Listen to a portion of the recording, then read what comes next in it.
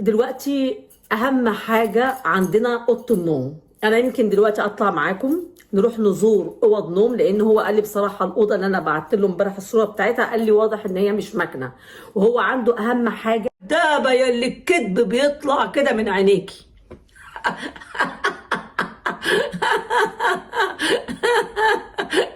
قد ايه انتوا متخلفين عقليا، جايين تثبتوا كذبي دلوقتي.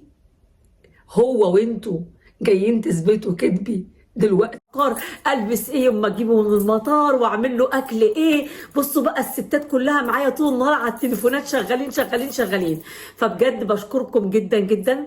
طبعا في ناس بيقولوا لي هو ما بيكلمكيش غير بالليل ولا ايه، لاني دايما بتطلعي تقول لنا كلمني بالليل، هو ما بيكلمكيش بالنهار. لا طبعا يا جماعه بيكلمني، هو تقريبا 24 ساعه معايا على التليفون. يعني بصوا بقى حب وغرام وشوق واشتياق، بجد انا وحشاه بشكل فظيع. هو بقى الحته دي يعني بجد بجد بجد وحشني. وزي ما انتم شايفين كده رجعت الدبله والخاتم تاني. هو قال لي يا بنتي هناء الدبله والخاتم يرجعوا تاني يا بت. قلت له من العين دي قبل العين دي. بنفسي احلى اوضه نوم، مش خساره فيا البت يعني رضا يا اختي جايب لك خاتم ودبله؟ ما شاء الله. انا كان في فيديو كده فعلا وراح جاب لك هوايش، بس انت شكلك مسحتيه. بس برضو طلعتي عملت فيلم هندي ان انت كان نفسك وامنية حياتك حد ايه يلبسك خاتم، ورحت جبت خاتم عبير زي ما قلتلك وبدلتيه، وجاية تقول للناس انا لابسة خاتم الماس. اصل مفيش حد هداني يا بت يا كدابة. طب استنى ما اجيب لكم المقطع. وما لقيتيش حد يجيب لي خاتم الزواج ولا خاتم الدبلة. هل الدنيا كده هتنتهي؟ قلت لا طبعا مش هتنتهي. تنتهي ليه وبتاع ايه؟ لا الدنيا مش تنتهي ابدا. فقلت يا بت روحي جيبي لنفسك خاتم الزواج. وانا كان في خاتم اسم يا جماعه، طبعا انا كنت محتاره في اسم ادلعه بيه، واخيرا لقيت الاسم اللي هدلع بيه حبيب قلبي رضا. اسم ريري. هتقولوا لي ليه ريري؟ لو تفتكروا اللبن الصناعي بتاع زمان اللي كان بيجي في الاعلانات للاطفال الصغيره اللي هو البيبيهات، هات لنا ريري هات لنا ريري هات لنا منه باكو اتنين الصلاه على الزين الصلاه على الزين. لانه طبعا هو بيحب الرضاعه، فانا خدت كلمه ريري دي من الرضاعه، لانه هو بيحب الكنابل وبيحب الرضاعه قوي. فقلت مفيش غير ايه غير ريري اللي انا ممكن ادلعه بيه واقول له يا ريري. المهم انها تحور وتعمل فيديو خلاص ماشي. عارف الكلام ده. لا خلاص بس يسمعوك. وانت كمان خلاص بقى يا راجل. عيب بقى خلاص. وانت كمان خلاص. قلبي عمال يدق يدق يدق. يا لهوي. هو قلبي كمية حب فظيعة فظيعة ما طلعتش لحد خالص في حياتي. فلما جه الزوج التاني ودخل حياتي عاملني معامله حلوه جدا، عشان ما اكونش برضو منافقه. انتوا شفتوا بعينكم في الفيديوهات الراجل عاملني كويس وعاملني بمنتهى الحب، وكان بيعطف عليا وكان متقي ربنا فيا. فطبعا حبيته قوي، يعني طلعت كل الحب اللي جوايا. كنت فرحانه قوي قوي. احيانا كنت مش مصدقه نفسي، كنت بقول يا رب انت بعت لي ملاك من السماء وانا مش واخده بالي. خلاص انا جبت خلاص البتاع اللي احطه في الجنينه، عشان وانت بتشرب سجاير كده شغله ولا مشغله تقعد كده في الجنينه تشرب السجاير براحتك. امال يا اختي لما انت اعترفتي وبشهاده ان الراجل كان شغال بتلمحها عليه في اول الفيديو وتقولي انا جبت لك البتاع عشان تشرب السجاير علشان بلا شغله ولا مشغله؟ انا جبت بلسانك مش بلساني. تعالوا نكمل الفيديو، شوفوا المقطع. هي اللي قالت مش انا. يعني شهاده حق بقولها قدام ربنا سبحانه وتعالى. في ناس طلعوا اشاعات كتير. عمه في شركه في باريس بيشتغل، كان مع ابن عمه في باريس، وقعد في باريس تقريبا 5 سنين يشتغل هناك، وكان بيكسب كويس جدا. بالعكس لما جه على بوردو الشغل في بوردو كان اقل بكتير من باريس، وقعد عشاني. وريني كده شكلك. والله لا الجمال يا ناس. الجمال ده يا ناس. الداعية نقة تتحدث ولا تبالي، بتعرفكوا بتعمل ايه من ورا الكاميرا، يخرب بيتك. او بتعلمي الولاد يعملوا ايه. هو انت يا ولية ما عداش عليكي حصة المراهقة يا اختي؟ هي جايلك متأخرة كده للدرجة دي؟ يخرب بيتك، اروح منك فين؟ عليت عليا القولون. استنوا يا بنات. كاميرا بقى اقفل. اه لا لا حلو، لا بصراحة عجبتني أوضة النوم. أهم حاجة عندك المرتبة. لا المرتبة جامدة جامدة. وبعدين يعني اهم حاجة عنده المرتبة؟ ويشتري مرتبة ليه يا اختي وانت موجودة؟ ده انت ما شاء الله مرتبتين في بعض. استنوا يا بنات ما نكمل الفيديو اللي هيخلي القولون يفرقع ده. جامدة جربتها. لا ينفع ينفع 4 مرات على المكتب، ما ينفع. عيب بقى. اديت للطيار اديته جرعة فياجرا كبيرة جدا. هو لكمش موصوف له. لو ابوكي راجل وفطيزه الباس اطلعي ردي. اصلا مستعملة، انت اصلا مستعملة كم مرة ما اقولكيش بقى موصفين. وطالما عايشين يعني هنخطئ، وطالما هنخطئ يعني لازم نتوب، ولازم عشان نتوب لازم نستغفر. فالاستغفار انت دايما يعني لما تستغفر بشكل يومي انت كده بتغسل عن نفسك الذنوب اللي بتعملها بشكل يومي. كده كأنك بتتولد من اول وبتمحو عن نفسك الذنوب. زي ما الواحد بيخش ياخد شاور ويستحمى كده عشان ينظف جسمه خارجيا، لازم كمان تستغفر بشكل يومي عشان تغسل نفسك من الذنوب بشكل يومي. واكيد في عندك ذنوب قديمة متراكمة انت مش واخد بالك منها. صحة جيدة، لان الجوازة دي جابت لي كل الامراض اللي في الدنيا. لا اهم حاجة عندك المرتبة والخشب. لا الخشب جامد، يعني ما يهمكش شكل الأوضة ما تهمكش، أهم حاجة المرتبة يكون جامدة والخشب هو ده. أنا ما أعرفش بصراحة، أنا جربت امبارح المرتبة لقيتها كويسة، قعدت عليها كده لقيتها كويسة. أشوف مرتبة أجمد. ليه؟ قلت لك يا راجل تكفي 4 مرات في اليوم. تكفي وينفع نجري عليها كمان. ده بيان الكذب بيطلع كده من عينيكي.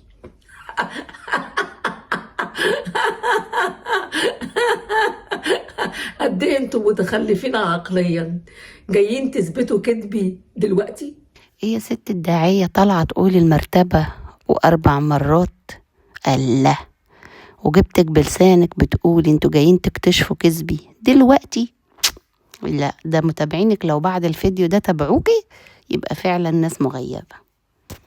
لا جامدة المرتبة جامدة، هتاخد راحتك وانت بتنط. يمين بالله بعد اللي سمعته منك واللي شفته في قنواتك أشك إنك صعيدية وأبوك صعيدي وأمك، حتى لو أمك مصرية وأبوكي من الصعيد الجواني ما عرفش يربيكي، قسما بالله ما عرف يربيكي. برقع الحياة عندك طلع في الليفل العالي. خرب بيتك يا فوزية من حالك، قرفتيني. تمام يعني ما يهمكش اي حاجة في البيت الا السرير والمرتبة. طيب اكبرهم شوية ازاي يعني؟ خلاص ابقى اشوف. انا عارفة انك بتحب الرضاعة. خلاص هحاول اكبرهم قبل ما.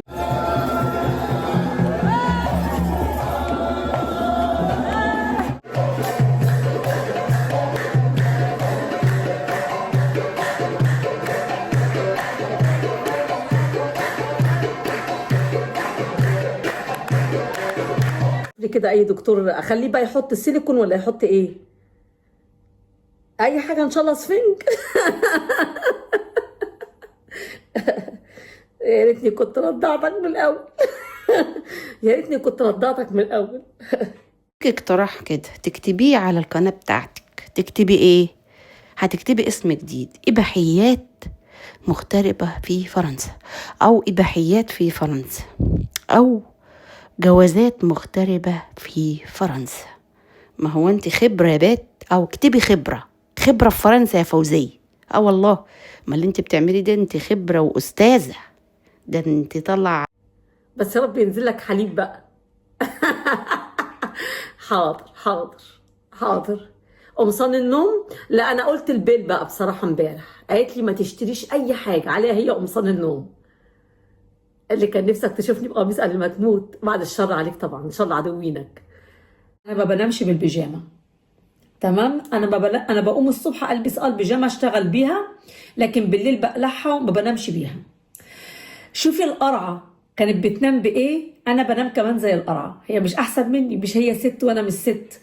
القرعه كانت بتنام بقميص نوم، اقسم بالله العظيم انا لما نمت عندهم في البيت اللي هي نايمتنا فيه ده، البيت بتاع جوزها بتاع السياحه، كانت نايمه بقميص نوم.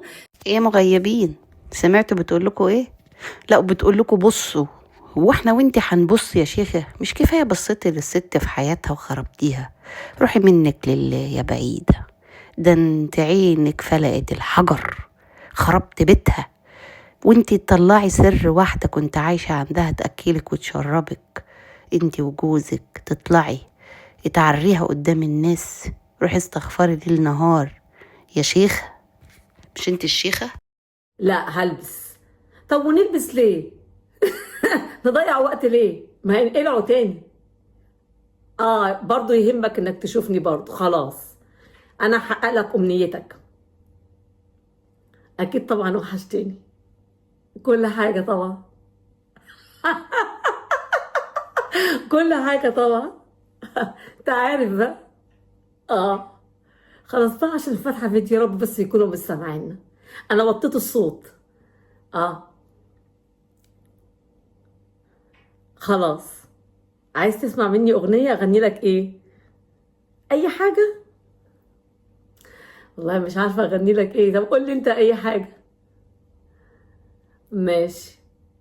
بحلم بيك، انا بحلم بيك، وبأشواقي مستنيك، وإن ما سألتش فيا يبقى كفاية عليا. الحب قالولي ولقيتها من الجنة، أول مرة حب يا قلبي، وأول يوم اتهنى، ياما على نار الحب قالولي. ايه رأيك؟ لا اهم حاجه اوضه النوم هنضفها طبعا لما يجوا طبعا يجيبوها لي. خلاص حتى لو المرتبه حقها 2000 يورو 3000 يورو هجيبها، عشان خاطر عيونك دي، عيونك اللي ما عادش ليها لون. ايوه ايوه ايوه ان شاء الله باذن الله. ولسه بقى انت طويل وهبل كده ولا قصرت شويه؟ انا شايفاك عمال تطول تطول تطول. ايه؟ هي الرضاعه بتاعت القرع ما كانتش مكفيه معاك ولا ايه؟ المرتبة والسرير والخشب يكون جامد، تمام. يا بس 4 مرات برضو كتير في اليوم. فعلا بقى انا وانت كبير. خلاص بقى. عيب بقى الكلام ده. خلاص تمام. بالاسلوب بتاعك والكلام والحوارات اللي انت مطلعاها في الفيديو ده يأكد لنا 1,000,000% لما حد سألك في اللايف وقالك المقطع ده انا جايباه، قالك انت اديت الطيار جرعة فياجرا، لا جرعة زيادة، فانت رحت نطقة وقايلة ده انا زودت الجرعة جرعة الفياجرا، مع ان اللي سألك ما قالكيش هي ايه. يخرب بيتك من حالك. تمام تمام خلاص. 4 5 ما تفرقش معايا. وهو جنبنا الحمام مش بعيد. ايوه. عشان الصلاة اكيد طبعا، وانت بتصلي الوقت بوقته. اكيد اكيد. فاكر قدام بعض بنروح على الجامع. ايوه. لا والنبي. معقولة؟ طب يلا عشان اتأخرت بجد على المتابعين مستنيني. سلام يا حبيب قلبي، يلا مع السلامة، يلا باي. وهنا كان بتعمل اسقاط وتقول لرضا قال ايه انتوا بتروحوا الجامع في البلد كلكم وتروحوا تصلوا الفرض بفرضه في الجامع، قال ايه علشان تتباهوا قدام الناس انكم بتصلوا. يا شيخة روحي منك لله، ده كل خطوة بياخدوا فيها حسنات عشان يوصلوا الجامع. يخرب بيتك من حالك. مكنه، ما تكونش المرتبه عارفين اللي هي اللي بتبقى المودي الطريه، لا لا لا، انا قال لي انا عايز مرتبه تكون مكنه مكنه، فانا بصراحه المرتبه اللي انا شفتها امبارح لقيتها كويسه، بس هو قال لي انا عايز تكون مكنه اكتر من كده. انتوا عارفين بقى تاخيره بقى لنا 3 سنين وكده. المهم وباذن الله ده ان شاء الله دلوقتي الشمس لو طلعت هبدا بقى اروح اركبه، لان هو بيحب كان يقعد في الحته دي جدا جدا في الجنينه. هروح اركبه ويبقى ناقص لي بقى يعني انضف البيت كويس. طبعا الكنبه قال لي مش وحشه، كان هو بقى عايز لما يجي اغير طقم الكنب ده ان شاء الله باذن الله. عندي شغل كتير جدا جدا قبل ما يجي. بصراحه شايفين الخاتم ده كان هو اللي جايبه لي وكان عاجبني قوي لما جابه، يعني اسالوه حتى كان بصوا قلت له ايه الخاتم الجميل ده ولا مش. نسيت اقولك يا نقة، لما يتباهوا مع بعض وهم رايحين الجامع في بلدهم احسن ما يتباهوا قدام الناس والعالم بالاباحيات وقلة الدين وقلة الادب اللي انت بتعمليها. واحدة عندك 66 سنة ما عندكيش عقل، طفل عنده 7 سنين، مفيش الابراج اللي عندك كلها طايرة. خلوا بالكم من نفسكم يا متابعين، المفترسة وليس المغتربة. باي باي.